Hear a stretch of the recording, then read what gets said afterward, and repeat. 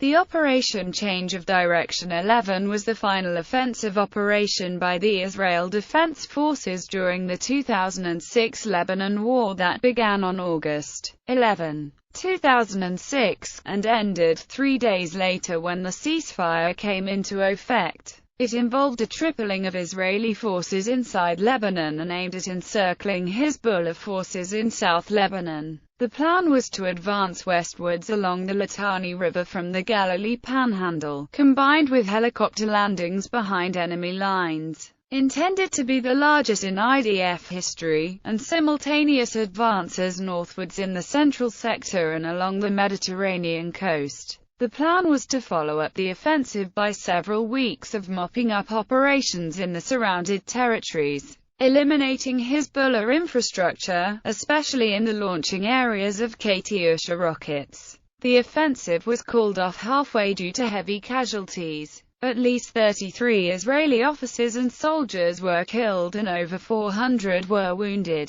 An Israeli Air Force helicopter was shot down and scores of Israeli tanks were damaged. The IDF never reached the Litani River and failed to surround Hizbullah forces in South Lebanon. Instead, the Israeli government on August 13 accepted a ceasefire in accordance with UN Security Council Resolution 1701. When the ceasefire commenced the following day, IDF found itself in control of 16 different pockets or sectors in South Lebanon, often isolated from each other and from Israeli territory. IDF expressed a desire to withdraw from these positions as quickly as possible, as soon as a ceasefire agreement was in place. Hizbullah remained in control of both Bint Jabal and Itarash Shab, close to the border, while IDF soldiers were operating well to the north of both these towns. The plan. According to the plan, Brig. Gen. Eisenberg's reserve 98th Paratrooper Division would be airlifted to the central sector, south of the Litani River, in what was envisioned as the largest airlift in IDF history.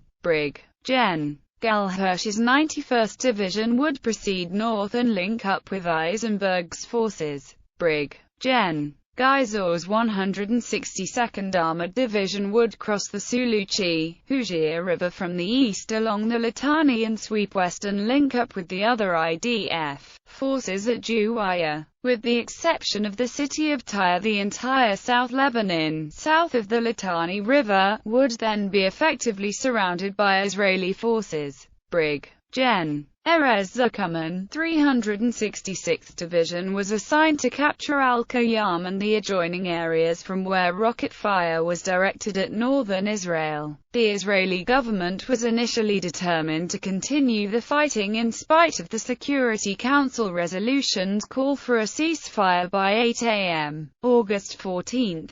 The IDF command had asked for at least a full month of fighting to complete the mission, 1 week to capture the territories south of the Litani, 2 to 4 weeks for mopping up operations and another week for the exit. When the operation was finally launched, IDF had only 60 hours before the ceasefire would eventually commence. IDF Chief of Staff Dan Halutz said the IDF would fight until the ceasefire was implemented. Israeli government officials claimed that IDF operations would not stop until the army's goals were reached. Despite the passage of UN Security Council Resolution 1701, the battles in the north. The fighting in the north was formally not part of Operation Change of Direction 11 but were preparatory steps for its implementation. On the night of August 8, units belonging to the Reserve Brigade of the 366th Division, under the command of Brigadier General Erez Zuckerman, advanced northward and reached the Christian town of Marjayoun, 9 kilometers from the border. The Israeli forces initially did not encounter any resistance and there were no clashes inside the town. It appears that a secular leftist party aligned to Hezbollah eventually offered some resistance. Fighting erupted outside Marjayoun and the nearby Shiite town of Al-Qayyam. A supply convoy was hit by missiles. Israeli media reported that IDF forces began August 8 operating in Al-Qayyam, from where a large number of rockets were being fired at northern Galilee. the day after the Israeli cabinet finally approved the advance towards the Litani. On August 10, an Israeli tank belonging to the 366th Division got stuck near the Christian town of Al-Qiyah, facing the Shiite town of Al-Qayyum. On the other side of the valley, a column of tanks that came to its rescue were targeted by Hizbullah missiles. Several tanks took hits and 7 soldiers were injured, 4 of them seriously. The entire battalion got involved in the rescue mission, after which the battalion promptly returned to Israeli territory, ignoring orders to continue the advance towards Marjayun. Apparently the battalion commander's tank was left stranded in the town with only an APC to back him up.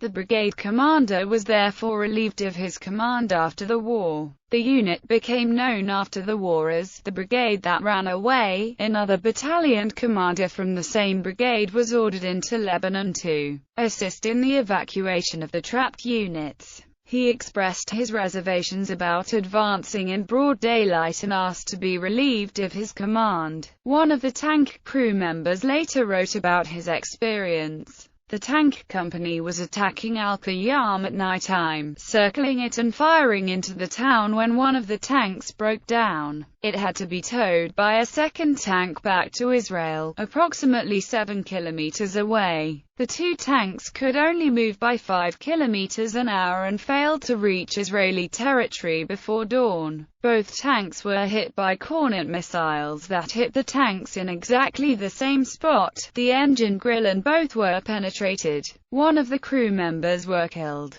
Both tanks started burning and were abandoned. The tank crews hid in a ditch before being evacuated by APCs more than an hour later. Anthony Shadid reported that Hezbollah fighters claimed to have hit and damaged up to a dozen Israeli tanks outside Al-Qayyum. The Pillar of Fire formation does not seem to have resumed offensive action for the duration of the war and never completed the missions assigned to it. Uri Bar Yosef described the 2-day standoff as one of the most humiliating operations in the history of the Israel Defense Forces. A few months after the war, Brig. Gen. Erez Zuckerman told the IDF Chief of Staff, "I have failed, and I resign." The Marjayun Tea Party. The Marjayun garrison of troops from the Lebanese Internal Security Forces did not resist the IDF occupation. The Commander General Adnan Daoud invited Israeli soldiers for tea and let them inspect the base. The Israeli troops were accompanied by an Israeli TV team. The pictures of the Marjayun Tea Party were broadcast on Israeli television and soon also on Hizbullah TV channel Al-Mana. The scandal led to General Daoud being placed in house arrest. An hour after the departure of the Israeli soldiers, 4 Israeli tanks drove up to the gate of the barracks and blasted the gate.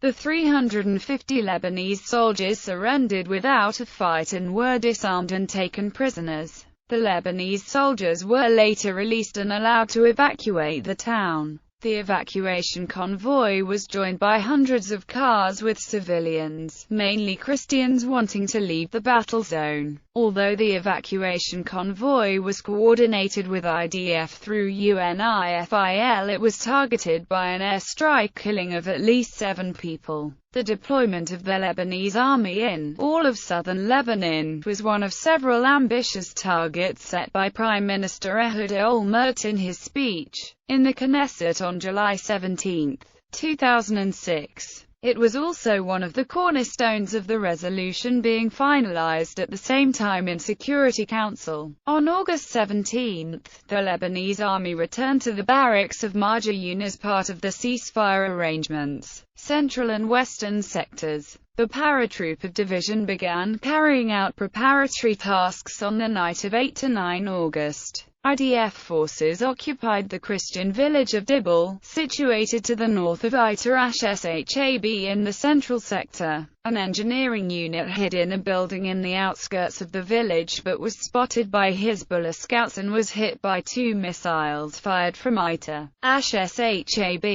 9 soldiers were killed and 31 wounded. None of them had even fired a single bullet. The division was ordered to proceed north to the Shiite village of Rashaf, occupy it and open a supply route to the area. The village was eventually occupied, but the supply route was not secured. When the ceasefire came into effect, the division had advanced about a mile northwards. Brigadier General Gal Hirsch's Division 91 was ordered to move west from its positions north of Bint Jbeil towards the Mediterranean coast. The action proved chaotic, and the operation fell far short of the mark by war's end. According to the Winograd Commission, Division 91 was commissioned with the task of occupying the remaining Hizbullah strongholds near the border, such as Bint Jbeil and Itarash Shab. The report gives no details but notes that both towns remained in Hizbullah hands. The Oni Brigade fought in the western sector. The brigade finally took up position along the coastal road near al-Mansouri after an operation that took 8 days rather than the planned 36 hours. The soldiers suffered hard from lack of food and water, and dozens collapsed from dehydration and had to be evacuated. The brigade commander Maj. Nati Barak decided not to send his soldiers after Hizbullah fighters hiding in the nearby village. "I have mercy on my soldiers' lives," Barak said. IDF forces managed to advance about 1 mile north of al-Mansouri by the time the war ended on the 14th of August. The Maryamin landing Friday evening. The paratroop brigade under the command of Col. Haggai Mordecai was airlifted to the Maryamin plain outside the villages of Yatar and Kafra. For some reason the landing took place much to the south than what was originally planned. According to Helen Issacharoff, the immediate target was the occupation of village of Jabal Amal. Yatar was described as the headquarters of the Hizbullah Nasser Unit's 2nd Territorial Subdivision. The mission was to significantly reduce the rocket fire being launched from the area. Optimism was booming in the Israeli Army Command. According to intelligence estimates, Hizbullah was withdrawing. During the night, Defense Minister Amir Peretz called Prime Minister Ehud Olmert. "Listen, Hezbollah's in trouble," Peretz said excitedly to Olmert. "Believe me, there's never been a flight like this in history. Everything's going great. If it continues like this, it'll be spectacular." When the first Yasser helicopter took off after unloading its soldiers, it was hit by a missile and burst into flames, and the crew of 5 was killed instantly. The helicopter was probably shot down with a shoulder-fired, infrared-guided SAR-7 missile. 5 Israeli crew members were killed, including 2 senior officers and Sergeant Maj.